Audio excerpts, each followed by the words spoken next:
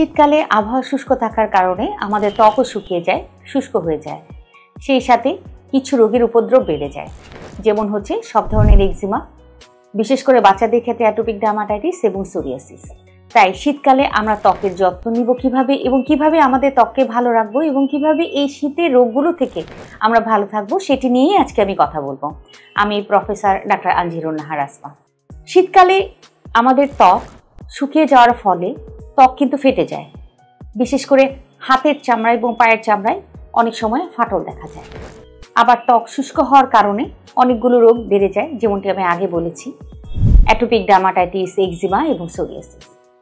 তাহলে শীতে এই ত্বক ভালো রাখার জন্য আমাদের যেটি করা প্রয়োজন সেটি হচ্ছে যে একটি ভালো ময়শ্চারাইজার ব্যবহার করতে হবে আমাদের এই ত্বক যাতে শুষ্ক না হতে পারে।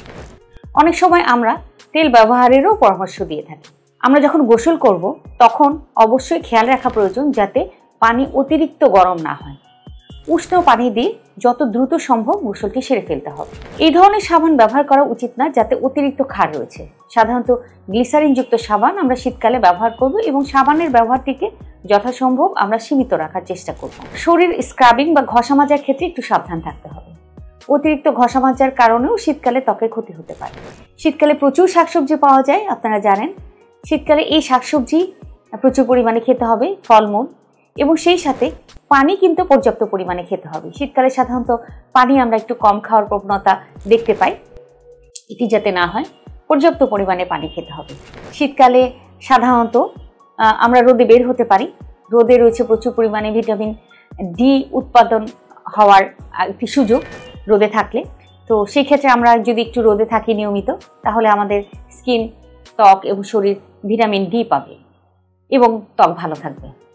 আর যে রোগ দুটোর কথা বলছিলাম, অ্যাটোপিক ডার্মাটাইটিস এবং সোরিয়াসিস, এগুলো শুষ্ক ত্বকের কারণে বেড়ে যেতে পারে। আপনার যদি এই ধরনের রোগ থাকে তাহলে অবশ্যই আপনি ভালো ময়শ্চারাইজার রেগুলার ব্যবহার করবেন, বিশেষ করে গোসলের ঠিক পরপরই এবং রাতে ঘুমাতে যাওয়ার সময়। এছাড়া যদি রোগের প্রাদুর্ভাব বেশি দেখা যায় তাহলে অবশ্যই ত্বক বিশেষজ্ঞের পরামর্শ নিয়ে চিকিৎসা আপনার সঠিক রয়েছে কিনা এবং রোগটি নিয়ন্ত্রণে রয়েছে কিনা সেটি পরীক্ষা করা প্রয়োজন এবং চিকিৎসা নেওয়ার প্রয়োজন। ধন্যবাদ, ভালো থাকবেন।